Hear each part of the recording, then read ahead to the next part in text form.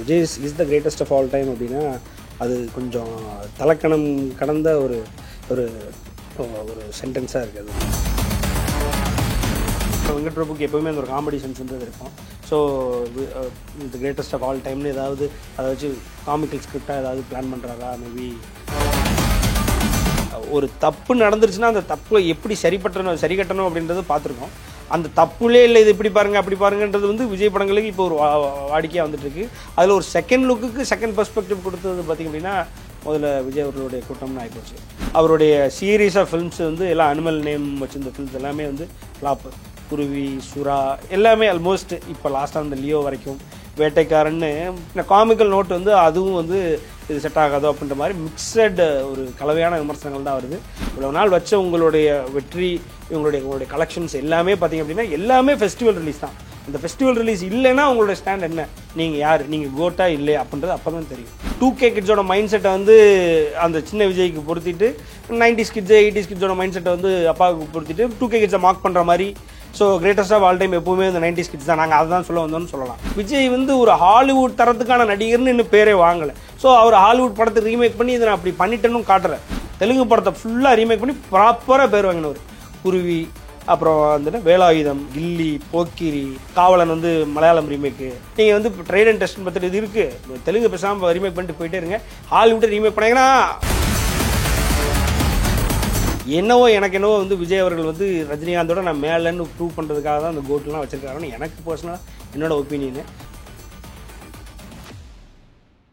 One India Filmi Beat நம்ம நேயர்களுக்கு வணக்கம். இன்னைக்கு நம்மளோட சினிமா ஸ்பெஷல் இன்டர்வியூல சினிமா விமர்சகர் சத்யன் ராமசாமி நினைஞ்சிருக்காங்க. நிறைய விஷயங்கள் பேசலாம். வாங்க. வணக்கம் சார். வணக்கம். கோட் படத்தோடைய first look and second look release ஆயிருந்தது. அதனுடைய விமர்சனம் என்ன சார்? கோட் அப்படின்ற பேர் வந்து அதான் அவர் வெங்கட் பிரபு அவர்கள் actor Vijay is the greatest of all time அப்படின்னு சொல்லி போட்டிருக்காரு. அண்ட் வெங்கட் பிரபு ஹீரோன்னு போட்டிருக்காரு. ஸோ வெங்கட் பிரபு எவ்வளோ பெரிய விஜய் ரசிகராக இருப்பாரா அப்படின்னா அது ஒரு அவுட் ஆஃப் த ப்ளூ ஒரு சர்ப்ரைஸ் தான் அது. ப்ளஸ் வந்து அது actor Vijay is the greatest of all time அப்படின்னா அது கொஞ்சம் தலக்கணம் கடந்த ஒரு ஒரு ஒரு சென்டென்ஸாக இருக்குது. அது ஒரு பெரிய ரொம்ப போஸ்ட் பண்ணுற மாதிரி இருக்குது. விஜய் அவர்கள் இதை கன்சிடர் பண்ணியிருக்கணுமா அப்படின்னா அவர் ஏதோ இதுக்கு சரியாக வரும் அப்படின்னு நினச்சிருக்காரு. ஏன்னா எல்லாத்த விட நான் தான் பெருசு அப்படின்றது வந்து அது வந்து பெருசாகவே அது பார்க்குறதுக்கே அது இது படிக்கிறதுக்கே அது ஒரு மாதிரி ஒரு அந்தளவுக்கு ஒரு மனுஷன் வந்து தலைக்கு வந்து தான் தான்ற ஒரு இதை ஏற்றி வச்சுக்கணுமா அப்படின்னா விஜய் அவர்கள் அப்படி ஏற்றி வச்சுருக்காரு. என்னன்னு தெரியல. இது அப்படியும் பார்க்கலாம். இன்னொரு வகையில் பார்த்திங்க அப்படின்னா வெங்கட் பிரபுக்கு எப்போவுமே அந்த ஒரு காமெடி சென்ஸ்ன்றது இருக்கும். So the greatest of all டைம்னு ஏதாவது அதை வச்சு காமிக்கல் ஸ்கிரிப்டாக ஏதாவது பிளான் பண்ணுறாரா? மேபி அது வந்து கடைசியில் வந்து இதனால தான் இப்படி நாங்கள் அதை சொன்னோம் அப்படின்ற மாதிரி ஒரு காமெடியாக அதை எடுத்துகிட்டு வர்றதுக்கும் வாய்ப்பு இருக்குது. ஸோ இதனால் நம்ம அதை பொறுத்து தான் பார்க்கணும். பட் இப்போ வரைக்கும் பார்த்தவங்க எல்லாருக்குமே, அதாவது ஃபேன்ஸ் பொதுவாக விஜய் ஃபேன்ஸுன்னு இல்லாமல் ஜென்ரல் ஃபேன்ஸும் சரி காமன் ஆடியன்ஸும் சரி இது வந்து விஜய்க்கு இது டூ மச் தான் அப்படின்ற மாதிரி. ஏன்னா எல்லாருமே கேட்குற கேள்வி நியாயமான கேள்விகளாக இருக்குது. ஏதாவது இண்டஸ்ட்ரி கொடுத்துருக்காரா, அப்புறம் இது வரைக்கும் ஏதாவது அவார்டு வாங்கியிருக்கிறாரா, அது போக அட்லீஸ்ட் வந்து கிளாஷில் பெருசாக ஜெயிச்சு வந்திருக்காரா அப்படின்னா நிறைய கேள்விகள் இருக்குது. ஒரு ஒரு ஒரு ஃபெஸ்டிவல் ரிலீஸ் இல்லாமல் ஒரு நான் ஃபெஸ்டிவல் ரிலீஸ் அவருடைய படம் வந்திருக்கா? ஸோ இதெல்லாம் வந்து சாமானிய மனிதர்கள் கேட்குற கேள்வி. அது இல்லாமல் Tier 2 Tier 3 ஆக்டர்ஸ்டே வந்து அவருடைய படங்கள் வந்து பெருசாக தோல்வியெலாம் அடைஞ்சிருக்கு. நீங்கள் ஆடுகளத்து கூட தோல்வி அடைஞ்சிருக்கு, கைதி கூட தோல்வி அடைஞ்சிருக்கு. இப்படி அவருக்கான கேள்விகள் அவங்க வைக்கிறதுக்கு இப்படி ஒரு பேர் வைக்கிறதுக்கான தேவை என்ன இருக்குது அப்படின்ற மாதிரி இருக்குது. ஸோ பேரில் அந்த மாதிரியான ஒரு கேள்விகள் அதை சுற்றி வர ஆரம்பிச்சிருச்சு. இன்னொன்று பார்த்திங்கன்னா அது ஃபர்ஸ்ட் லுக் அண்ட் செகண்ட் லுக்குமே பார்த்திங்க அப்படின்னா ஹாலிவுட் ரீமேக்ஸு 2-3 படங்கள் எடுத்து இதுவாக தான் இருக்கும் அப்படின்ற மாதிரிலாம் வந்து கோட் பண்ண ஆரம்பிச்சிட்டாங்க. ஒரு வில் ஸ்மித்தோட படம் இந்த ஜெமினி மேன் அப்படின்னு சொல்லி ஒரு படம், அதுக்கப்புறம் 2-3 படங்கள் ஆல்மோஸ்ட் ஃப்ரெஞ்ச் படம் ஒன்று. ஸோ இப்படி பண்ணிகிட்ருக்குறாங்க. அதுவும் வந்து அதான் ஹாலிவுட் ரீமேக்கா அப்படின்னா ஹாலிவுட் ரீமேக் அவர் ஹேண்டில் பண்ணிடுவாரா அப்படின்ற மாதிரியான கேள்விகள்லாம் வர ஆரம்பிக்குது. அண்ட் செகண்ட் லுக் பார்த்திங்க அப்படின்னா ஃபர்ஸ்ட் லுக் கூட எனக்கு இன்னும் ஒரு அந்த ரெண்டாவது விஜய் வந்து கொஞ்சம் அவர் முகத்துக்கு அது எடுக்கலையா, அது வந்து போஸ்டர்லேயே எப்படி இருக்கே, படத்தில் அது இன்னும் எப்படி இருக்கும் அப்படின்ற மாதிரிலாம் ஏறக்குறைய கல்பாத்தி ரச்சனா கல்பாத்தி அவர்களும் சரி வெங்கட் பிரபு அவர்களும் சரி அவங்க அந்த இதை ரிலீஸ் பண்ணும்போது கீழே போய் கேட்குறாங்க. ரெண்டாவது அந்த மகன்னா இது யாரோ இன்னொரு விஜய் வந்து அது செட் ஆகலையே சார், அதை எப்படி நீங்கள் புல் ஆஃப் பண்ணிடுவீங்களா, இல்லை அதை மாற்றுங்க, இன்னும் உங்களுக்கு டைம் இருக்குது, நீங்கள் அதை வேறு மாதிரி வடிவமைக்கலாம் அப்படி இப்படின்னு நிறைய விஜய் ஃபேன்ஸே சஜஷன் சொல்கிறத நம்ம பார்க்க முடியுது. நிறைய விஜய் ஃபேன்ஸே வந்து அதுக்கு அந்த ஃபர்ஸ்ட் லுக்கு எதிர்ப்பு தான். செகண்ட் லுக் வந்து ஒரு ஓவரால் டிசாஸ்டர் மாதிரி தான் ஆயிடுச்சு. இன்றைக்கி அவங்களே வந்து இன்னொரு பெர்ஸ்பெக்டிவ் அதுக்கு போடுற மாதிரி இன்றைக்கி அவங்க அர்ச்சனா கல்பாத்தி போடுறாங்க. எனக்கு தெரிய முதல்ல ஒரு செகண்ட் லுக்கு ஒரு பெர்ஸ்பெக்டிவ்னு கொண்டு வந்தது வந்து இவங்களாக தான் இருக்கிறாங்க. ஸோ அது சாட்டிஸ்ஃபை பண்ணலைன்னா அதை விட்டுட்டு போயிடலாம். இங்கே என்னவோ ஒரு விஷயம், அதாவது ஒரு தப்பு நடந்துருச்சுன்னா அந்த தப்பை எப்படி சரி கட்டணும் அப்படின்றத பார்த்துருக்கோம். அந்த தப்புலே இல்லை இது இப்படி பாருங்க அப்படி பாருங்கன்றது வந்து விஜய் படங்களுக்கு இப்போ ஒரு வாடிக்கையாக வந்துட்டு இருக்கு. அதில் ஒரு செகண்ட் லுக்குக்கு செகண்ட் பெர்ஸ்பெக்டிவ் கொடுத்தது பார்த்திங்க அப்படின்னா முதல்ல விஜய் அவர்களுடைய கூட்டம்னு ஆகிப்போச்சு. ஸோ செகண்ட் லுக் வந்து ஓவரால் டிசாஸ்டர் மாதிரி ஆயிடுச்சு. ஃபர்ஸ்ட் லுக் வந்து இட் இஸ் ஃபைன். என்னைய கேட்டிங்க அப்படின்னா கொஞ்சம் ப்ராமிசிங்காக இருந்தது. அந்த அப்பா விஜய் வந்து கொஞ்சம் மெச்சூர்டாக தெரிகிறாரு, வயசுக்கு ஏற்ற மாதிரி அந்த ஒரு கேரக்டர் மாதிரி. இது செகண்ட் கேரக்டர் வந்து எப்படி எடுத்துக்க போகிறாங்கன்னே தெரியல. கம்பேரிசன் வந்து நேற்றுலாம் பார்த்திங்க அப்படின்னா ஜென்யூன் கம்பேரிசன் வந்து அந்த ஆதவன் படத்தில் அந்த டிஏஜிங் மாதிரி அப்போ உள்ள அந்த டைமில் 10 வருஷமாக இருக்கிற அந்த டைமில் உள்ள கான்செப்டில் சும்மா ஒரு சூர்யா மாதிரி வருவார். ஸோ அது கூட கம்பேர் பண்ணி அந்த மாதிரி தான் பண்ண போகிறீங்களா? அது வந்து அந்த டைமில் வந்து நல்லா பார்க்கப்படலை, பெருசாக வந்து பேசப்படலை. ஸோ அந்த மாதிரி ஒரு வேளை ஆயிடக்கூடாது அப்படின்ற மாதிரி விஜய் ஃபேன்ஸை பயப்படுறதும் சரி, ஜென்ரல் ஆடியன்ஸும் வந்து அதை இது பண்ணுறதும் சரி ஆயிடுச்சு. ரெண்டாவது இந்த காமிக்கல் சென்ஸ்னால் கோட் அப்படின்றது வந்து அவருடைய சீரீஸ் ஆஃப் ஃபிலிம்ஸ் வந்து எல்லாம் அனிமல் நேம் வச்சிருந்த ஃபிலிம்ஸ் எல்லாமே வந்து ஃப்ளாப்பு. குருவி, சுறா எல்லாமே ஆல்மோஸ்ட் இப்போ லாஸ்ட்டாக அந்த லியோ வரைக்கும், வேட்டைக்காரன்னு இப்போது அந்த அந்த அனிமல்ஸை வேட்டைக்காரன் கூட ஃப்ளாப்பு அப்படின்ற மாதிரிலாம் போட்டுருந்தாங்க. இந்த காமிக்கல் நோட் வந்து அதுவும் வந்து இது செட் ஆகாதோ அப்படின்ற மாதிரி மிக்சட் ஒரு கலவையான விமர்சனங்கள் தான் வருது. பட் ஆனால் அந்த விஜய் அண்ட் அந்த விஜயோடைய தரப்பில் நம்ம என்ன பார்க்கணும் அப்படின்னா, நீங்கள் அவங்க ரொம்ப அட்டென்டிவாக எப்பப்பெல்லாம் அப்டேட் கொடுக்கணுமோ அதெல்லாம் கொடுத்துட்டு அந்த ஃபேன்ஸ் வந்து என்கேஜாக வைக்கிறதுல வந்து அவங்க வந்து பர்ஃபெக்டாக அதை பண்ணிகிட்ருக்காங்க. அவங்களோட மார்க்கெட்டிங் டீம் அதில் வந்து எந்த குறையும் சொல்ல முடியாது. ஸோ ஆல்மோஸ்ட் பார்த்திங்க அப்படின்னா எந்த ஒரு நடிகருமே வந்து நம்மளை நல்லா இருக்கோ நல்லா இல்லையோ இந்த மொத்த நியூ இயருமே வந்து அவங்க கண்ட்ரோலில் எடுத்துக்கிட்டாங்க, அதுதான் உண்மை. பட் ஆனால் அது நல்லா இல்லை அப்படின்றது வந்து மிகப்பெரிய விமர்சனத்துக்கு உள்ளானாலும் வந்து அவங்களுடைய மார்க்கெட்டிங் டீம் வந்து அவங்களுடைய ப்ரமோஷன் டீம் வந்து நம்ம கண்டிப்பாக அப்லோட் பண்ணி தான் ஆகணும். அந்த மாதிரியா இருந்தது. ஓவராலாக கோட் வந்து பார்ப்போம் என்ன எக்ஸ்பெக்டேஷன் இருக்குது. நான் வந்து என்ன சொல்லுவேன் அப்படின்னா, நீங்கள் வந்து இந்த படத்தையாவது வந்து ஒரு கிளாஷ் ஒரு பெரிய ஒன்றும் இல்லை, குண்டூர்காரன் வருது இந்த ஜனவரி வருது, ஒரு அந்த குண்டூர்காரன் கூட ஒரு ரவிதேஜா படம் வருது, சைந்தவ்னு ஒரு வெங்கட் பிரபு பாருங்க வெங்கடேஷ் படம் வருது, அப்புறம் ரவிதேஜாவோடது ஈகிள் நினைக்கிறேன், ஈகிள்னு ஒரு படம் வருது. அதுலேருந்து 10 நாளில் நாகார்ஜுனா படம் வருது. இது கூட மகேஷ் பாபுவோட குண்டூர்காரன் வருது, திரிவிக்ரம் ஸ்ரீனிவாசோடது. ஸோ கிளாஷ்ன்றது இப்படி இருக்கணும். இந்த கிளாஷை அவர் டீல் பண்ணுறாரு அப்படின்னா, ஸோ அந்த மாதிரி நீங்கள் ஒன்று எதிர் வந்து நீங்கள் ஒரு கிளாஷோட டீல் பண்ணணும். அப்படி இல்லை அப்படின்னா நீங்கள் வந்து ஒரு நான் ஃபெஸ்டிவல் ரிலீஸ் இந்த படத்தை ட்ரை பண்ணுங்கன்னு சொல்கிறேன். அப்போனா தான் உங்களுடைய ஸ்டாண்ட் என்னன்றது உங்களுக்கே தெரியும். நம்ம அதை தான் நம்ம திருப்பி சொல்லிகிட்டே இருக்கிறோம். நீங்கள் இவ்வளோ நாள் வச்ச உங்களுடைய வெற்றி, உங்களுடைய கலெக்ஷன்ஸ் எல்லாமே பார்த்தீங்க அப்படின்னா எல்லாமே ஃபெஸ்டிவல் ரிலீஸ் தான். அந்த ஃபெஸ்டிவல் ரிலீஸ் இல்லைன்னா உங்களுடைய ஸ்டாண்ட் என்ன, நீங்கள் யார், நீங்கள் கோட்டா இல்லையா அப்படின்றது அப்போ தான் தெரியும். நம்ம அதை தான் நம்ம வைக்கிறோம். ஆமாம், போஸ்டர்ல அந்த பேருக்கு நீங்க சொல்லியிருந்தீங்க வெங்கட் பிரபுவோட படங்கள்ல அந்த காமெடி சென்ஸ், ஹியூமர் சென்ஸ் வந்து அதிகமா இருக்கும். ஸோ அதை வச்சு டைட்டில் அவர் ஏதாவது ட்ரை பண்றாரு. பட் ஆனா டைட்டில்ல கிரேட்டஸ்ட் ஆஃப் ஆல் டைம்னு சொல்லி அதை மார்க் பண்ற மாதிரியான ஒரு டைட்டிலா வைக்க முடியாது இல்லையா? அதை எப்படி வைப்பாரு? முடியாது. இப்போ ஒருவேளை நான் என்ன எதிர்பார்க்குறேன்னா, பெருசாக வந்து கதையெல்லாம் என்ன இருக்கும், அந்த சின்ன பையனுடைய ரெஸ்கியூக்கு அந்த அப்பா வருவார். அதுதான் நம்ம வந்து இந்த இதில் பார்த்துருக்கோம். அது என்ன படம் இப்போ கூட ஜவான் வந்துச்சு இல்லையா, அவன் மகனுடைய ரெஸ்கியூக்கு அப்பா வருவார். இது வந்து காலங்காலமாக விஜயகாந்த் அவர்கள், சரத்குமார் அவர்கள்லாம் பண்ணி நமக்கு முடிஞ்சு போனது. ஸோ அதே மாதிரி ஒரு இன்ட்ரோ இருக்கும், மகன் மாட்டிருக்கும் போது மேபி அப்பாவுடைய ஒரு இன்ட்ரோ இருக்கும். அதே மாதிரி அப்பா ஒரு வேளை எங்கேயாவது ஒரு இடத்துல இருக்கும்போது மகன் வந்து அப்பாவுக்கு தோல் கொடுக்குற மாதிரி ஒரு இருக்கும். இதெல்லாம் வந்து பீக் அண்ட் லோ இருக்கும் படத்தில்.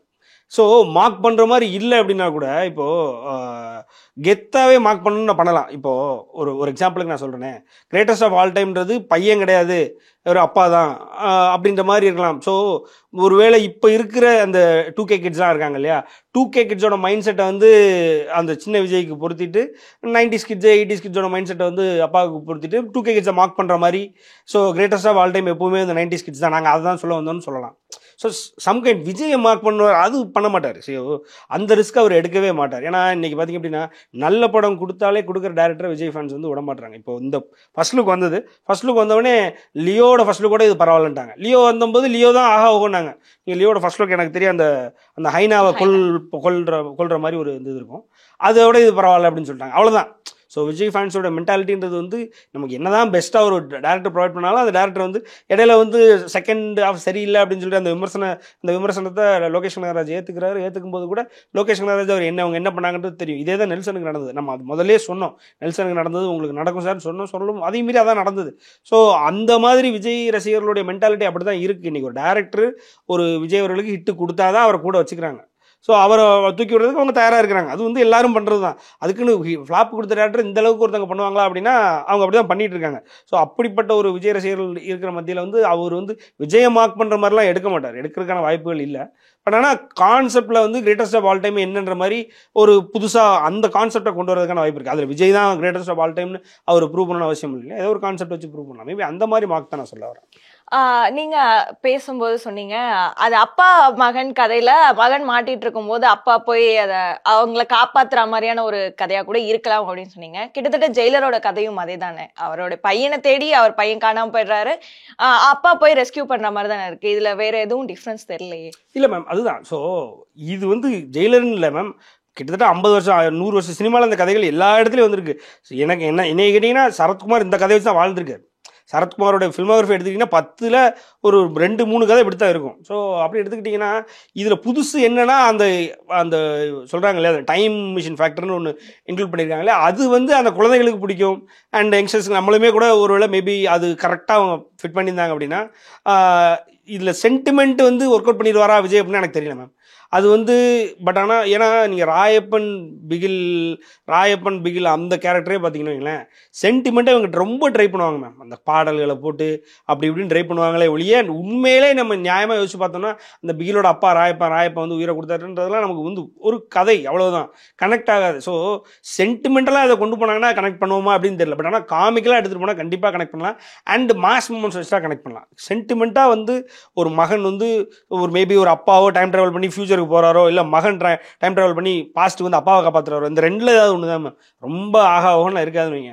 டைம் ட்ராவல் பண்ணுறாங்க அப்படின்னா அந்த டைம் ட்ராவல் வந்து அதோட பேஸ் வந்து சென்டிமெண்ட்டாக வைக்கக்கூடாது. இப்போ நிறைய டைம் ட்ராவலோட பேஸஸ் வந்து சென்டிமெண்ட் தான். நீங்கள் கரெக்டாக பார்த்தீங்க அப்படின்னா விக்ரம்குமார் அவருடைய படங்கள்லாம் அப்படி தான் இருக்கும். 24 சரி, அதுக்கு முன்னாடி நிறைய படங்கள் அவருடைய மனம் அதெல்லாம் purely based on sentiments. Time travel வந்து பியூர்லி பேஸ்ட் ஆன் சென்டிமெண்ட்ஸு. அப்புறம் இன்டர்நெட் நாளை இருக்குது. இப்போ வந்து இவர் சர்வானந்தோடைய ஒரு படம் வந்தது, அது படம் அமலா சர்வானந்த் வச்சு ஒரு படம் வந்தது. அது எல்லாமே வந்து சென்டிமெண்ட் பேஸ்ட் டைம் ட்ராவல். இங்கே அது ஒர்க் அவுட்டே ஆகாது. விஜயால் கண்டிப்பாக எழுதி கொடுப்பேன், புல் ஆஃப் பண்ண முடியாது. பட் ஆனால் காமெடியாக எடுத்துகிட்டு போய் நீட்டாக ஜாலியாக கொண்டு போகிற மாதிரி ஏதோ டைம் ட்ராவல் பண்ணி வரும்போது சீன்ஸை வந்து ரொம்ப டிராஸ்டிக்காக மாற்றி ஒரு மாதிரி ட்ராஜிக்காக கொண்டு போயிட்டு அப்படியே ஏதாவது மகன் அப்பா காப்பாற்றுற மாதிரி, அப்பா மகன் காப்பாற்றுற மாதிரி, எதர் பாஸ்ட்டு இல்லை சரி எதர் ஃபியூச்சரில் பாஸ்ட் ட்ராவல் தான். அந்த ட்ராவலில் அந்த காமெடி ப்ளஸ் வந்து அந்த மாஸ் சீன்ஸை வச்சு விட்டாங்கன்னா படம் ஈஸியாக போயிடும், ரொம்ப ஈஸியாக போயிடும். கதை வந்து நம்ம ரொம்ப பழகின கதைலாம் ரொம்ப ஒன்றும் புதுசாக எக்ஸ்பெக்டேஷனோடலாம் உட்காந்து.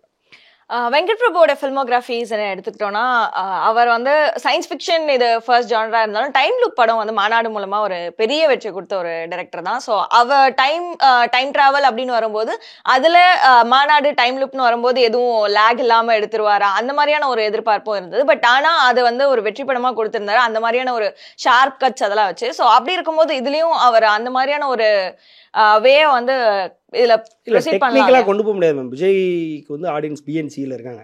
இப்போ மாநாடு வந்து purely it is a class audience மட்டும்தான். இப்போ வந்து இங்கே ஒரு ஜிங்ஸ் இருக்குது என்னென்னா, ஏ கிளாஸில் வந்து ஒரு படம் ஹிட்டுனாலே ஓவராலாக ஹிட்டுன்னு அறிவிச்சிடுறாங்க. அது அப்படி கிடையாது.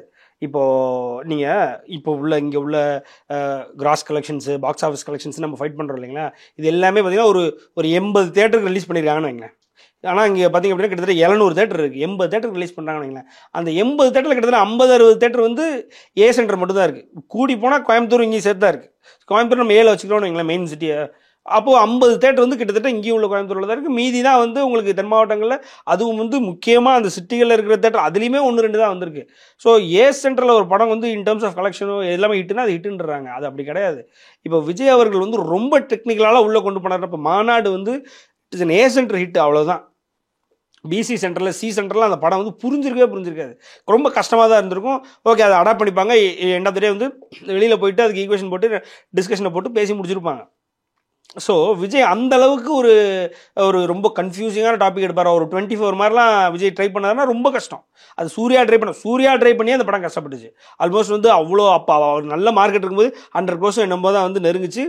அதில் நீங்கள் கேட்குற மாதிரி மாஸ் கமர்ஷியல் சீன்ஸ் எல்லாமே இருக்கும். ப்ளஸ் அதுவும் வந்து ரொம்ப டெக்னிக்கலாக பொண்ணுங்களை போட்டு குழப்பிட்டே இருக்கிறதுனால என்னன்றது புரியாமல் அப்படியே உட்காந்துருவாங்க.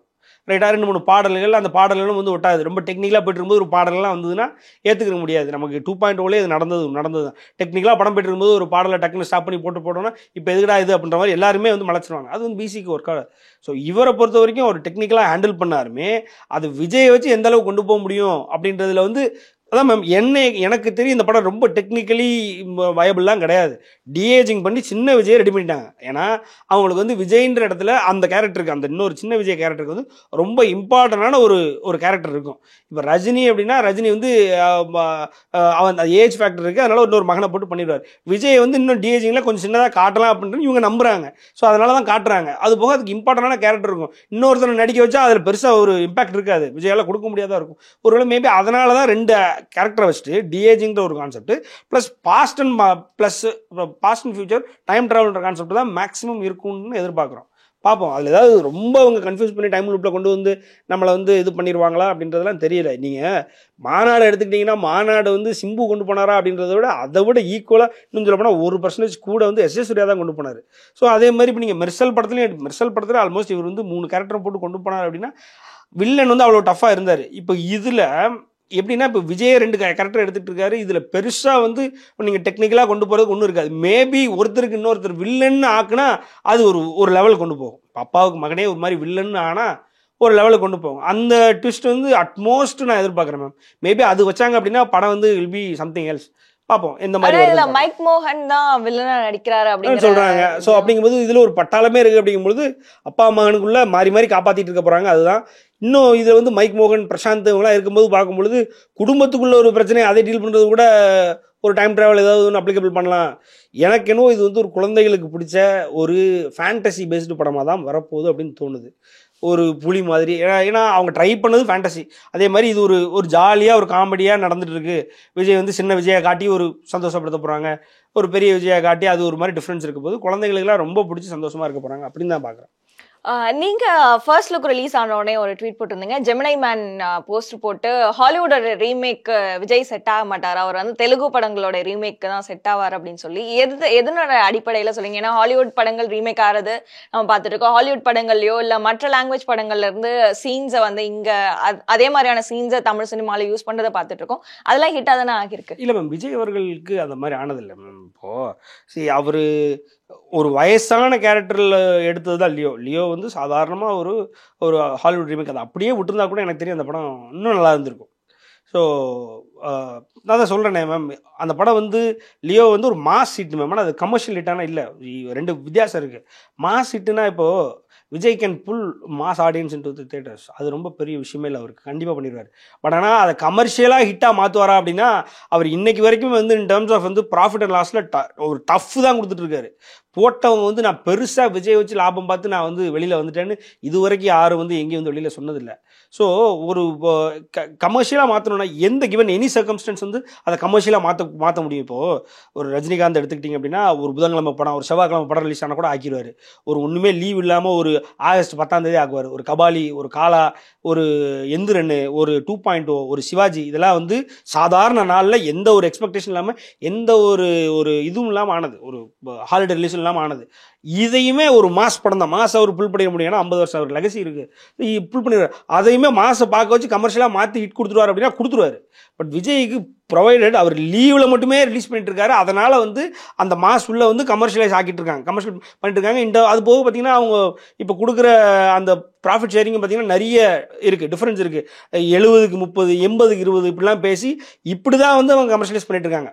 அது இல்லாமல் 1000 ரூபாய்க்கு விற்றுருங்க, 2000 ரூபாய்க்கு விற்றுருங்க. இது தனஞ்சயனே குற்றச்சாட்டு வச்சார். லியோ படத்தில் 1000 ரூபாய்க்கு என் படத்தில் இந்த க்ரீன் சினிமாஸில் சொன்னாங்க, நான் வைக்க மாட்டேன். அது போக தியேட்டர் உரிமையாளர்கள் சங்கம், பல தியேட்டர் ஓனர்கள் வந்து சொன்னது தான் அது. ஸோ அப்படி தான் கமர்ஷியலைஸ் பண்ணிட்டு இருக்காங்க. அப்படி தான் ஒரு விஜய் படங்கள் எந்த பெரிய ஹீரோஸோட படங்கள் வந்தாலுமே ஃபர்ஸ்ட் டே ஃபர்ஸ்ட் ஷோக்கான டிக்கெட் 2000 ரூபாய் 3000 ரூபாய்க்கு வரைக்கும் வித்துட்டு தானே இருக்கு மேம். பட் ஆனால் அப்படி மட்டுமே அவங்க இருக்கிறாங்க அப்படின்னா இல்லை. இப்போ it depends on each and every film. இப்போ ஒரு காலாவை அப்படி பண்ணாரு அப்படின்னா தலைவர் அப்படி பண்ணலை. அதே மாதிரி கபாலி அப்படி தான் பண்ணாங்க. கபாலி 2500 3000 விற்றாங்க. கபாலி அப்படி ஆச்சு. அதே மாதிரி 2.0 அப்படி பண்ணாங்கன்னா 2.0க்குலாம் நீட்டாக தேட்டர் ரேட்டு கரெக்டாக 2.0 தான் கடைசியாக அந்த ஒரு தேட்டர் ரேட் கூடுதுன்றதுக்கு முன்னாடி நடந்தது. அதெல்லாம் ப்ராப்பர் தேட்டர் ரேட்டு கொடுத்த படம். ஸோ அப்படியும் பண்ணணும் இப்படியும் பண்ணணும். விஜய் அவர்களுடைய அவரது வந்து ஃபுல்லாக வந்து ஒரு ஃபெஸ்டிவல் ரிலீஸு அண்ட் எப்பயுமே வந்து ஒரு டிக்கெட் ரேட் அதிகமாக வச்சு அப்படி தான் அவங்க வந்து டே 1 கலெக்ஷன்லாம் காட்டிட்டு இருக்காங்க. டே 1 கலெக்ஷன், டே 2 கலெக்ஷன் காட்டிட்டு இருக்காங்க. அவங்களுடைய டே 1 கலெக்ஷன், ஹையஸ்ட் டே 1 கலெக்ஷன்லாம் வந்து படம் சோலோவாக இறங்கியிருந்தா மட்டும்தான் அது ஹையஸ்ட் டே 1 டே 2 கலெக்ஷன் ஆயிருக்கு. ஸோ அந்த மாதிரி அவருக்கு அந்த மாதிரி ஸோ மாஸ் அவரால் புல் பண்ண முடியும்னா அதை மறுபடியும் மானிட்டைஸ் பண்ணுறதுக்கு கஷ்டப்பட்டுட்டு தான் இருக்காரு. ஸோ இப்போ எப்படி பார்த்தாலும் அவர் உள்ளே கொண்டு வந்துடுவார். அவருடைய கூட்டத்தை வச்சு அவருடைய உள்ளே கொண்டு வந்துடுவார்னு வைங்களேன். உள்ளே கொண்டு வந்துட்டு அதுக்கப்புறம் வந்து அவங்கள என்கேஜ் பண்ணணும். ஏன்னா வர்றது வந்து ஃபஸ்ட்டு வர்றது வந்து அவருடைய ஃபேன்ஸு. அதுக்கப்புறம் பார்த்தீங்கன்னா ஜென்ரலாக மேக்ஸிமம் வந்து ஃபேமிலி இல்லாத ஒரு மேன் ஆடியன்ஸ், மிசோஜிஸ்டிக்காக சொல்லலை, மேன் ஆடியன்ஸ் நிறைய பேர் இருப்பாங்க. இப்போ வந்து ஏசென்டர்ஸில் வந்து ஃபீமேல் ஆடியன்ஸ் நிறைய இருக்காங்க, மேல் ஆடியன்ஸ் நிறைய இருப்பாங்க. அதுக்கப்புறம் அவங்க பார்த்துட்டு போயிட்டு தான் வந்து ஃபேமிலி உள்ளே கொண்டு வரணும். ஸோ அதுக்கு அவர் நிறைய மெனக்கணும். ஸோ அப்படி பார்த்தீங்க அப்படின்னா அதில் வந்து கொஞ்சம் தொய்வு இருக்குது விஜய் அவர்கள்ட்ட. அதில் கொஞ்சம் தொய்வு இருக்குது. ஒரு 30 years எக்ஸ்பீரியன்ஸ்டு ஆர்டிஸ்ட்டை அது இல்லாமல் நம்பர் 1 கிரேட்டஸ்ட் ஆஃப் ஆல் டைம்னு கிளைம் பண்ணுறவர்கிட்ட இருக்கக்கூடிய அவர்கிட்ட இருக்கானா இல்லை. பட் நீங்கள் ரஜினி எடுத்துக்கிட்டிங்கன்னா அது வந்து அவருக்கு வந்து சும்மா மூச்சு விடுற மாதிரி, காற்றுல மூச்சு விடுற மாதிரி விட்டுட்டு போகிறாரு. அதுக்கு அடுத்தது பார்த்தீங்க அப்படின்னா இதே மாதிரி நான் ஃபெஸ்டிவல் ரிலீஸ் எப்படியோ சொல்லி ஓப்பனிங் கொடுத்துட்றாரு.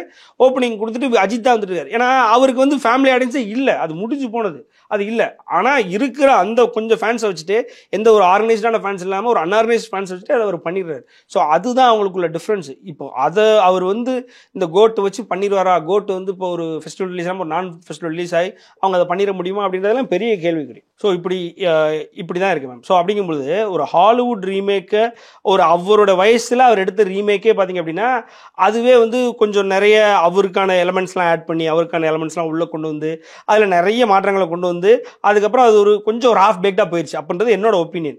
நீங்கள் அந்த படம் வந்து அவர் வந்து உண்மையிலே வந்து மாசை உள்ளே கொண்டு வந்துட்டாரு, கமர்ஷியலைஸ் பண்ண ட்ரை பண்ணி நிறைய, அதாவது நான் சொன்ன மாதிரி இந்த மாதிரி ரேட்டை கூட்டி அது இதெல்லாம் பண்ணி ஏதோ ஒரு வகையில் ஜெயிலருக்கு அடுத்துன்னு கொண்டு வந்து இந்த படத்தை வந்து 2023 பொசிஷன் பண்ணிட்டாங்க.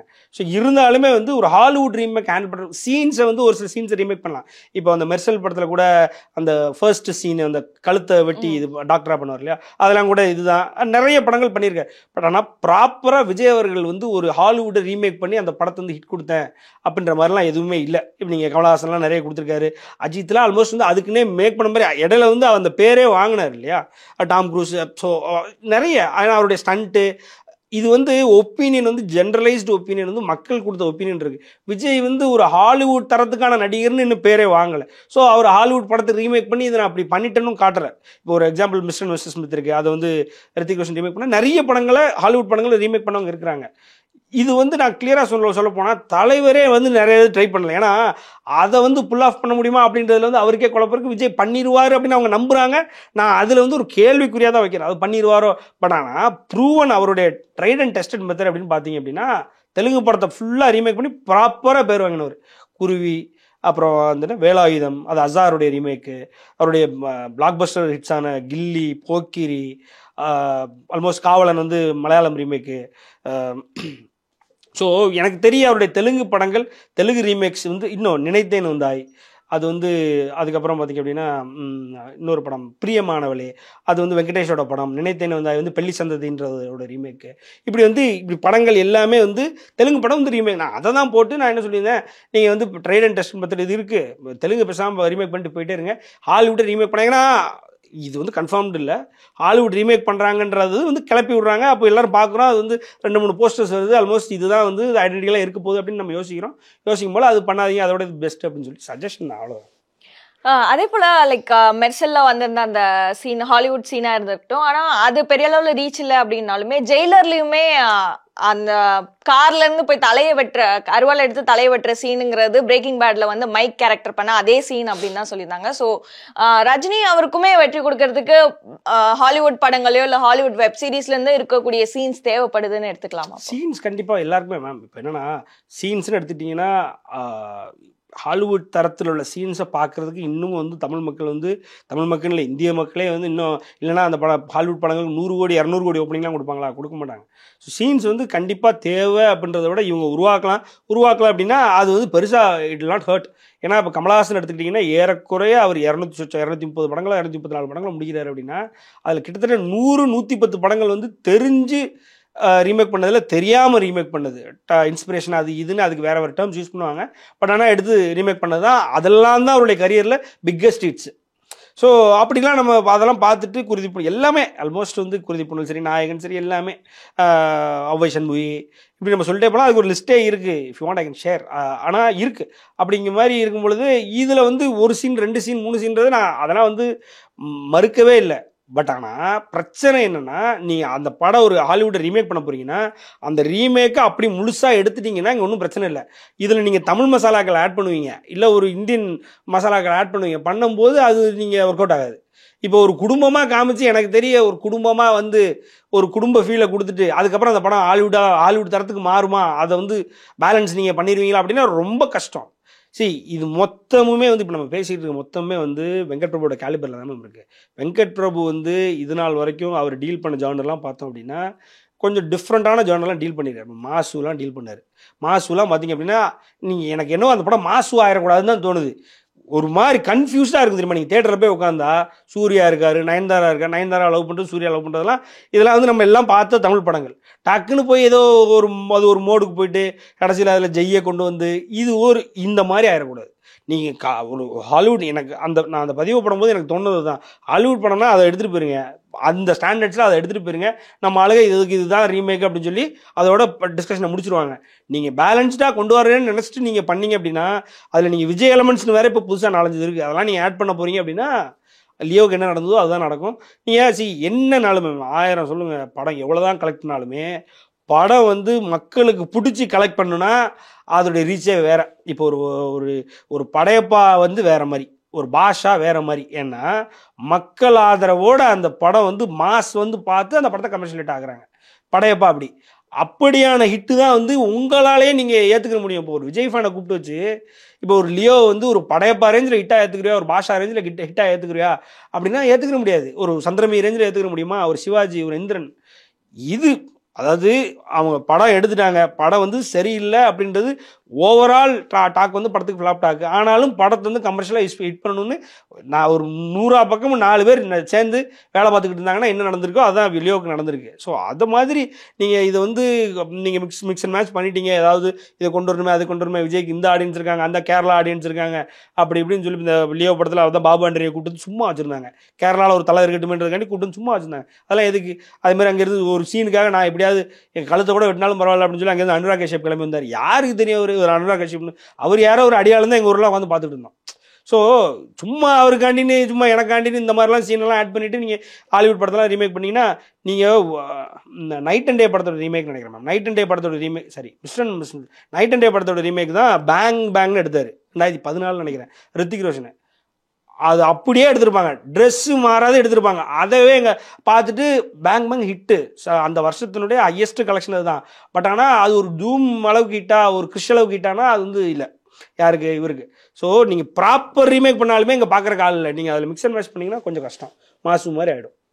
நீங்க இன்னொரு ட்வீட்டும் போட்டிருந்தீங்க, ஜெயிலரோட போஸ்டர் போட்டு இதுதான் வந்து கோட்டுங்கிற பேர் வைக்கிறதுக்கு காரணம் அப்படின்னு சொல்லி ஒன்று போட்டிருந்தீங்க. ஆனா லியோ கம்பேர் பண்ணனாலும் அதுவும் கலெக்ஷன் வைஸ் வந்து ஹிட்டான ஒரு படமா தான் இருந்திருக்கு. அது மட்டும் இல்லாம லியோ சக்சஸ் மீட்லயும் அவர் வந்து அந்த சூப்பர் ஸ்டார் சர்ச்சைக்கு விஜய் அப்பயே முற்றுப்புள்ளி வச்சிட்டாரு, ஒரு சூப்பர் ஸ்டார் தான் அப்படின்னு. அப்படி இருக்கும்போது திரும்பவும் எதுக்கு அந்த போட்டிக்குள்ள வருவாங்க? அதெல்லாம் வைக்கவே இல்லை மேம். நீங்க என்னன்னா வைக்கணும்னா இப்போ ரஜினிகாந்த் பேரை கூட பயன்படுத்தாமல் அவர் வைக்கணுன்ற அளவுக்கு அவர் வந்து பெருசாக வளர்ந்துட்டாரான்னா இல்லவே இல்லை.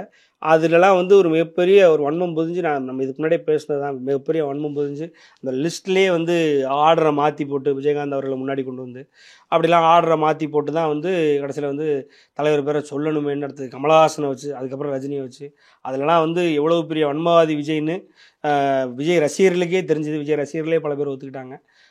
அப்படி அதுக்கு முடிவுலாம் வைக்கலை. என்னவோ எனக்கு என்னவோ வந்து விஜய் அவர்கள் வந்து ரஜினிகாந்தோட நான் மேலேன்னு ப்ரூவ் பண்ணுறதுக்காக தான் அந்த கோட்லாம் வச்சிருக்காருன்னு எனக்கு பர்சனலாக என்னோட ஒப்பீனியனு. ஸோ இப்போது ஜெயிலர் ஹிட் ஆயிருச்சு ஆட்டோமேட்டிக்காக. ஜெயிலருக்கு அடுத்தது தான் லியோட கலெக்ஷன் வந்து இவர் பாருங்கள் 2 படம் வந்துமே வந்து 2 படத்தில் ஏதாவது ஒரு படமாக ரஜினிகாந்த் படத்துக்கு மேலே போச்சா அப்படின்னா போகல. 2மே ரஜினிகாந்த் படத்துக்கு கீழே தான் இருக்கும் அப்படின்றது வந்து அதெல்லாம் காலத்தின் கட்டாயம். இதுதான் வந்து நாங்கள் வந்து ரிசல்ட்ஸில் ப்ரூவ் பண்ணியிருக்கோம் 50 வருஷமா அப்படின்றது இதுதான் காட்டுது. சும்மா பேசிக்கிட்டு மேடை பேச்சில் சொல்லிட்டு பண்ணுறது கிடையாது. பேசுனது நாங்கள் செஞ்சு காட்டோம் அப்படின்றது தான் இது நடந்திருக்கு. ஸோ இப்போ அதுதான் இப்போது அது வந்து ஏதோ ஒரு வகையில் யாரோ ஒரு தலைக்குள்ளே பூத்திட்டாங்க மேம். இங்கே ரஜினிகாந்தை முந்திட்டா வாழ்க்கையில் ஜெயிச்சிருவ விஜய் அப்படின்ற அளவுக்கு அவர் தலையில் பூத்திட்டாங்கன்னு நினைக்கிறேன். அவருடைய முயற்சியை அதை நோக்கி தான் ஓடிக்கிட்டு இருக்குன்னு இப்போ சொல்லுது. கிரேட்டஸ்ட் ஆஃப் ஆல் டைம்னு எனக்கு தெரிய ஒரு நடிகர் தன்னைத்தானே இவ்வளவு பெரிய தற்புகழ்ச்சிக்குள்ளே கொண்டு வந்ததை நான் பார்த்ததே இல்லை. அவர் கொண்டு வந்திருக்காரு. அது எப்படியான ஒரு கிரேட்டஸ்ட் ஆஃப் ஆல் டைம் நம்ம பார்க்க தான் போகிறோம். அதற்கு உந்து சக்தி தலைவர் இருந்திருக்காருன்றது எனக்குலாம் ஒரு வகையில் பெருமை தான். ஏன்னா தலைவரை காமிச்சு நான் இவருடைய ரசிகன் மேலே வந்துட்டு நீங்கள் நான் தலைவரை முந்த போகிறேன்றதுக்காண்டி ஒரு ஆசையில் இதெல்லாம் பண்ணிட்டு இருக்காரு. எப்பயுமே விஜய் அவர்களுக்கும் விஜய் ரசிகர்களுக்கும் ரஜினி ரசிகர்கள் தான் ஒரு உந்து சக்தியாக இருக்கிறோம். எங்களை முந்துறது தான் அவங்களுடைய வாழ்க்கையோட நோக்கமாக இருக்குன்றதெல்லாம் வந்து நாங்கள் ஏற்றுக்கிறோம். பார்ப்போம் என்ன ஆகுதுன்னு. இந்த கிரேட்டஸ்ட் ஆஃப் ஆல் டைம் இந்த டைட்டில் தான் இப்போ வந்து சரியா இருக்குமா அப்படிங்கிற சொல்றீங்க. பட் ஆனா தெலுங்குலயும் கிரேட்டஸ்ட் ஆஃப் ஆல் டைம் அது விஜய் படம் வரும்போது தான் இந்த இது வருதா? அது காமெடி மேம். சுதீர் சுடிகாலி அப்படின்னா சரியான அவர் டிவிலாம் வந்திருக்காரு. நீங்க பாத்துருந்தீங்கன்னா சுதீர் திவ்ய பாரதி அந்த படத்துல ஹீரோயினா நடிக்க போறாங்களோ இல்லை ஏதோ ஒரு ரோல் நடிக்க போறாங்க போல இருக்கு. அவங்க சுதீர் வந்து சரியான காமெடி ஆர்டிஸ்ட். நல்ல காமெடிலாம் பண்ணுவார். டிவியில் ஒரு ராக் ஸ்டார்னு வைங்களேன். சிவகார்த்திகேயன் அளவுக்குன்னு சொல்ல முடியாது. அப்போ சிவகார்த்திகேயன் எப்படி இருந்தாரோ அவருக்கு ஒரு ஸ்டெப் கீழே அப்படியான ஒரு நடிகர். அவர் ஒரு காமெடிக்கு கோட்டுன்னு சொல்லி பேர் வச்சுக்கிட்டு அது வச்சது. அது சரி இவங்க யூஸ் பண்ணியிருக்காங்க அப்படிங்கும்போது அதுலலாம் தப்பு இல்லை மேம். இதெல்லாம் நிறைய பிரச்சனை வரும் மேம். என் போஸ்ட் நீ எடுத்துக்கிட்ட கதையை திரு விஜய் படங்கள் எத்தனை படங்கள் கதை திருட்டுலாம் வழக்கம் வந்திருக்கு. அதெல்லாம் மீறி தான் நல்லா ஓடிட்டு இருக்கு. அதுலலாம் ஒன்றும் ப்ராப்ளம் இல்லை. 2024 எக்ஸ்பெக்டட் மூவிஸ் அப்படின்னா நீங்க எந்த என்ன கேட்டீங்கன்னா நான் வேட்டையன் மேம். வேட்டையன் வந்து பேர் இண்டியா அப்படின்றதுக்கு ஒரு மைல்கல்லாக வரும்னு நினைக்கிறேன். ஏன்னா நம்மளை தான் நம்ம மறுபடியும் சொல்கிறேன், நம்ம எக்ஸ்பெக்ட் பண்ணுறதோட வந்து ஹிந்திக்காரங்க எக்ஸ்பெக்ட் பண்ணிட்டு இருக்காங்க. ஹிந்தியில் மறுபடியும் தலைவருக்கு ஒரு 300 கோடி 200 கோடி 260 கோடி கலெக்ஷனை பார்த்துட்டாரு. ஸோ 260 கோடி கலெக்ஷனை பார்த்தவர் எனக்கு தெரிய 300-350 கோடின்னு ஹிந்தியில் வைக்க போகிறாரு. படம் கிளிக் ஆனிச்சுன்னா ஒரு 300-350 கோடின்னு ஹிந்தியில் கலெக்ட் பண்ண போகிறாரு. ஹிந்தியில் கலெக்ட் பண்ண முதல் தமிழ் நடிகர்னு வர போகிறாரு. இப்போவுமே அவர் தான் அவ்வளோ கலெக்ட் பண்ண முதல் தமிழ் நடிகர்னு வைங்களேன். அதை பண்ண போகிறாரு அப்படின்னு நான் நம்புகிறேன். ஸோ ஜெயிலர் அளவுக்கு படம் இட்டுனா 1000 கோடிக்கான எல்லா வாய்ப்புகளும் இருக்குது அப்படின்றேன். ஏன்னா சிம்பிளாக 702 கோடி மேம். அதாவது ஒரு அவங்க கொடுத்த அஃபிஷியல் நம்பர் 650 crores. சன் பிக்சர்ஸோட ஆடிட்டில் வந்து 650 crores இருக்குது. அஃபிஷியலாக அவங்க வந்து 575+ crores இல்ல அது வந்து அவங்க வந்து சன் பிக்சர்ஸ் கொடுத்தது. இது சன் டிவியினுடைய பப்ளிக் லிமிடெட் கம்பெனி. சன் டிவியினுடைய ஆடிட் ரிப்போர்ட், குவார்டர்லி ஆடிட் ரிப்போர்ட்ல அவங்க ஜெயிலருக்குன்னு ஒரு தனி இதே கொடுத்து அந்த ரிப்போர்ட் அவங்க கொடுப்பாங்க இல்லையா, ரிப்போர்ட் அவங்க அதில் வந்து ஜெயிலருக்கு கொடுத்து 650 crores அந்த ஸ்டார்டிங் ஆஃப் த 4th வீக்னு கொடுத்துருக்காங்க. So sorry 650 crores by 3rd week. படம் 4th வீக்குள்ள என்ட்ரு ஆகி போயிட்டு இருக்கு அப்படின்னு அவங்க கொடுத்துருக்காங்க. ஸோ படம் 4th வீக் மட்டும் ஓடல, 4th 5th வரைக்கும் ஓடுச்சு. ஸோ ரொம்ப கம்மியாக ஒரு 3-4 கோடின்னு வச்சுக்கிட்டா கூட நெருங்கி வந்துடும். 5 கோடின்னு வச்சுக்கிட்டா கூட நீங்கள் பார்த்தீங்க அப்படின்னா 10 நாளைக்கு ஆட்டோமேட்டிக்காக வந்துடும் 702 கோடி. ஸோ ஒரு ப்ரொஜெக்டட் நம்பர் வந்து 700 கோடி வந்திருக்கு. இது வந்து பியூர்லி பார்த்தீங்க அப்படின்னா அவருடைய 4 ஸ்டேட்டோட டாமினேஷனும் அண்ட் அவருடைய ஓவர்சீஸ் டாமினேஷன் தான். ஓவர்சீஸ் டாமினேஷன் முதல்ல இருந்தே 2007 காலகட்டங்கள்லேருந்து இன்னும் சொல்லலாம் சந்திரமுகிலே ஓவர்சீஸ் டாமினேஷன் வந்துருச்சு. ஆனால் ப்ராப்பராக 2007 ஓவர்சீஸ் டாமினேஷன் அவர்கிட்ட தான் இருக்குது. அது எதை சொல்ல போனோம் அப்படின்னா தெலுங்கு மார்க்கெட்டோட அவருக்கு தான். தெலுங்கு மார்க்கெட் எடுத்துக்கிட்டிங்க அப்படின்னா கரெக்டாக யூஎஸில் இருக்கும், கேனடாவில் கூட இருக்காது. யூஎஸில் வந்து தெலுங்கு டாமினேஷன் ரொம்ப ஜாஸ்தி. ஒரு பாலையாக்கு இருக்கிற ஓப்பனிங்கும் சரி, ஒரு சிரஞ்சீவி சார் இருக்கிற ஓப்பனிங் சரி, அந்த மாதிரி நிறைய பேருக்கு இருக்கும். ஆனால் இவருக்கு ஓவராலாக வேறு புது கண்ட்ரீஸில் போயிட்டு அந்த கண்ட்ரீஸில் ஓட வச்சு அந்தளவு ஆஸ்திரேலியா, நியூசிலாண்டு இருக்கட்டும், கல்ஃப் கண்ட்ரீஸ் இருக்கட்டும், மலேசியா, சிங்கப்பூர்லாம் கேட்கவே வேண்டாம். அது போக இந்தோனேஷியாலாம் அவரோட படங்கள் ஓடி இருக்கு. அண்ட் பாகிஸ்தானில் ஓடின படம் நம்ம படம் தான். சவுதி அரேபியாவில் ஃபஸ்ட்டு ஓடின படம் நம்ம படம் தான். இப்படி நிறைய படங்கள் ரஜினிகாந்த் கோடி ஓவராலாக பியூர் ஓவர்சீஸ் டாமினேஷன் கிளச்சிருக்காரு. அதையும் இந்த 4 ஸ்டேட், இந்த 4 ஸ்டேட்லையுமே தெலுங்கில் 2 ஸ்டேட்டில் 100 கோடி ஓடின முதல் படம் ஜெயிலர் தான். ஸோ இப்படிலாம் வச்சு தான் இந்த 650 கோடின்னு அஃபிஷியலாக வந்ததும் நம்ம சொல்கிற இந்த ப்ரொஜெக்ட் 702 crores சொல்கிறதும். இது கூட யோசிச்சு பாருங்க, ஒரு 300-350 கோடி வந்துச்சு. இந்த படம் ஜெயிலரே வந்து நார்த்தில் மார்க்கெட் பண்ணியிருந்தா வேற மாதிரி இருந்திருக்கும். அந்த படத்துக்கு நார்த் மார்க்கெட்டை சும்மா போயிட்டு ஒரு என்ன தர்பார் கொடுத்த அளவுக்கோ வேறு எதுக்குமே சும்மா போயிட்டு அவர் பேசக்கூட இல்லை, ஒரு வீடியோ கூட ரிலீஸ் ஆகலை. அதெல்லாம் தான். அண்ட் இந்த போனால் பெரிய சிட்டிஸ்லாம் கூட 1 தேட்டர் 2 தேட்டர் ரிலீஸ் ஆகிருக்கு. அதே வந்து ஒழுங்காக ப்ராப்பராக மார்க்கெட் பண்ணி முதல்ல ஒரு எக்ஸ்பெக்டேஷன் செட் பண்ணியிருந்தாங்க அப்படின்னா வேற மாதிரி இருந்திருக்கும். இது வந்து எக்ஸ்பெக்டேஷனை கரெக்டாக செட் பண்ணி பெருசாக படம் நல்லா இருக்கும் அப்படின்னு சொல்லி இவங்கெல்லாம் பார்த்துட்டாங்க அப்படின்னா, அங்கே ஒழுங்காக மார்க்கெட் பண்ணாங்க அப்படின்னா, ப்ரொவைடட் அமிதாப் பச்சனும் இருக்கிறாரு அப்படின்றதுனால, ஃபஹத் ஃபாசில் இருக்கிறாரு, எல்லாம் எடுத்து கொடுக்குறது தான். ஸோ இவ்வளோ பேரை வச்சுட்டு நீங்கள் வந்து ஒரு விக்ரம் மாதிரி ஒரு லியோ மாதிரி 400 600ன்றதெல்லாம் ரஜினிக்கு வந்து சும்மா அதை அசால்ட்டாக பண்ணிடுவார். இவங்கெல்லாம் இவ்வளோ பேர் எக்ஸ்டெண்டட் கேமியாவில் வராங்க. 2 நிமிஷம் வந்த மோகன்லால் 4 நிமிஷம் வந்த இவரை வச்சுட்டு என்ன பண்ணாருன்னு பார்த்தோம். அப்போ எக்ஸ்டெண்டட் கேமியோ இருக்கும்பொழுது ஒரு ஃபகத் படம் பூரா வராரு, ஒரு அமிதாப் பச்சன் படத்தில் ஒரு முக்கியமான ஒரு எக்ஸ்டெண்டட் கேமியோ வராரு அப்படிங்கும்பொழுது அதெல்லாம் வச்சுட்டு நீட்டாக பண்ணிடுவார். ஸோ மோஸ்ட் எக்ஸ்பெக்டட் ஃபிலிம் அப்படின்னு நான் என்ன நினைக்கிறேன் அப்படின்னா, அந்த வருஷத்தில் வேட்டையன் இருக்கிறதுக்கான எல்லா பாசிபிலிட்டிஸ் இருக்குது. படம் நல்லா இருந்துச்சுன்னா. இன்னொன்று இப்போ லால்ஸ் எல்லாமே பார்த்தீங்க அப்படின்னா மேம் சைலண்டாக கபில் தேவ் இருக்கார் உள்ள. என்னவோ தெரியல, அந்த படம் வந்து சைலண்டாக எனக்கு ஏதோ பந்தயம் அடிக்க போதோ அப்படின்னு தோணுது. ஒரு 300 கோடி வர்றதுக்கான வாய்ப்புகள். ஏன்னா ரஜினியை பார்க்கறதுக்குன்னு ஒரு கூட்டம் போகும், உலகம் ஃபுல்லாக போக போகுது. அது இல்லாமல் வேறு வேறு லாங்குவேஜில் ரிலீஸ் ஆகுது. கபில் தேவ் இருக்கிறார், என்னென்னு பார்க்க போகணும். இந்திக்காரன் 4 பேர் வந்தாலும் பொதுவாக அது என்ன நடந்திருக்கு, என்ன கதை, அது போக அந்த ஸ்போர்ட்ஸ் ட்ராமா அப்படின்றது வந்து ஆட்டோமேட்டிக் எக்ஸைட் பண்ணும். ஸோ இதெல்லாம் வச்சு சைலண்டாக ஒரு வாரிசோடைய கலெக்ஷனை வந்து வாரிசு நான் ஏன் சொல்லணும்னா, ஒரு இந்த வருஷத்தில் அஃபிஷியலாக வந்து நம்பர்ஸ் கொடுத்தது வந்து முதல்ல இந்த வருஷம் ஆரம்பிக்கும் போது கொடுத்தது அவங்க தான். ஸோ அதை வந்து மறுபடியும் அடுத்த வருஷம் ஆரம்பிக்கும் போது, ஜனவரி படம் ரிலீஸ் இல்லை, எப்போ ரிலீஸ் ஆகுதோ, ஜனவரி 26 ரிலீஸ்ன்றாங்க, எப்போ ரிலீஸ் ஆகுதோ அது 300 கோர்ஸ் நெருங்கிறதுக்கான வாய்ப்புகள் இருக்குது. அப்போது லைக்காக வந்து அஃபிஷியலாக நம்பர்ஸ் கொடுப்பான் அப்படின்னு நான் நம்புகிறேன். நம்பர் வந்தால் பார்த்துக்கலாம். ஏன்னா தர்பாருக்குலாம் 300 கோடி கொடுத்தான். ஸோ அப்படின்றதுனால இந்த 2 நான் வந்து ரொம்ப எக்ஸ்பெக்ட் பண்ணுறேன். அது இல்லாமல் எக்ஸ்பெக்டட் ஃபிலிம்ஸ் அப்படின்னா தக் லைஃப் வருது, இந்தியன் 2 வருது. ஏன்னா எங்களுக்கு அவங்க தான் டேரக்ட் காம்படிட்டர்ஸ். ஒரு படம் தோத்தா அடுத்த படம் நாங்கள் அடிப்போம் அப்படின்றது அது 50 வருஷமாக பண்ணிக்கிட்டு இருக்கோம். ஒரு விக்ரம் அடித்தாங்க, அதே மாதிரி நாங்கள் ஜெயிலர் அடிச்சிட்டோம். இப்போ அடுத்து அவங்க இந்தியன் 2 வச்சு அடிப்பாங்களா பார்க்கலாம், இல்லை தக் லைஃப் வச்சு அடிப்பாங்களா பார்க்கலாம். அதுக்கப்புறம் நாங்கள் அடிப்போம். இதுதான் வந்து ஒரு ஹெல்த்தியான காம்படிஷன் நாங்கள் போயிட்டுருக்கோம். ஸோ அதுக்கப்புறம் இருக்குது விடாமுயற்சி இருக்குது. சைலண்டாக என்ன பண்ணிட்டு இருக்கானுன்னே தெரில, சைலண்டாக அப்டேட்டே இல்லாமல் படம் வந்துட்டு இருக்கு. ஒருவேளை அந்த படம் வந்து ஒரு அஜித்தோட கரியர்லேயே கேம் சேஞ்சராக இருக்கலாம், இருந்ததுன்னா அது ஒரு இருக்குது. நீங்கள் இவருக்கு கோட் இருக்குது, அடுத்த வரிசையாக இருக்குது, நிறைய படங்கள் இருக்கும். இதெல்லாம் வந்து ஆட்டோமேட்டிக்காக லூப்பில் இருக்குது, பார்க்கலாம். அண்ட் சிவகார்த்திகனுடைய படங்களும் வந்து இந்த ஒரு அயலான் இருக்குது. அயலானுமே வந்து பார்த்திங்கன்னா அவங்க ரொம்ப வருஷத்துக்கு முன்னாடி எடுத்து வச்ச படம். அதுக்கப்புறம் டான் வந்துருச்சு, மாவீரன் வந்துருச்சு. ஸோ அது வந்து கொஞ்சம் அந்த ஓல்டு மாடல், அந்த நம்ம அப்போ பார்த்த வாட்ஸ்அப்பில் உள்ள நமக்கு தெரிஞ்சிடும் இல்லையா, ரொம்ப வருஷத்துக்கு முன்னாடி எடுத்த படம் வாளுலாம் அப்படி தான் ஆச்சு. அது டிஃப்ரெண்ட்டாக ஒரு 3-4 வருஷம் கழிச்சு வந்ததுக்கப்புறம் அது எல்லாம் நம்ம பழசாக பார்த்து முடிச்ச மாதிரி இருந்தது. அந்த மாதிரி இல்லாமல் இருந்திருந்தது அப்படின்னா அயலான் இருக்கும். கேப்டன் மில்லரும் ஸ்ட்ராங்காக தான் இருக்குது, பார்க்கலாம் எப்படி. இதுல வேட்டையன் படத்துலயுமே வந்து பெரிய பெரிய ஸ்டார் காஸ்ட் இருக்காங்க. அதே போலதான் ஜெயிலர்லயும் 4 இண்டஸ்ட்ரியிலயும் இருக்கக்கூடிய பெரிய பெரிய ஸ்டார்ஸ் தான் இருந்தாங்க. ஸோ ரஜினி மாதிரியான ஒரு ஐகானிக் ஸ்டாருக்கு மற்ற இண்டஸ்ட்ரியோட ஸ்டார்ஸ்க்கான தேவை இருக்காங்கிற ஒரு கேள்வியும் வருது. இல்லை மேம், எல்லாருக்கும் எல்லா நேரத்திலும் இருந்திருக்கு மேம். இது வந்து நம்ம ஒரு குற்றச்சாட்டாக வைக்கக்கூடக்கூடிய விஷயமே இல்லை. இவ்வளோ ஆக்டர்ஸை வச்சுட்டு நீங்கள் என்ன பண்ணீங்கன்றதான் பார்க்குறோம். கமலஹாசன் அவர்களும் ரஜினிகாந்த் அவர்களும் அமிதாப் பச்சன் அவர்களும் ஒரு படத்தில் நடிச்சிருக்கிறாங்க. விஜய் அவர்களும் அஜித் அவர்களும் ஒரு படத்தில் நடிச்சிருக்காங்க. சூர்யா படத்தில் நடிச்சிருக்காங்க.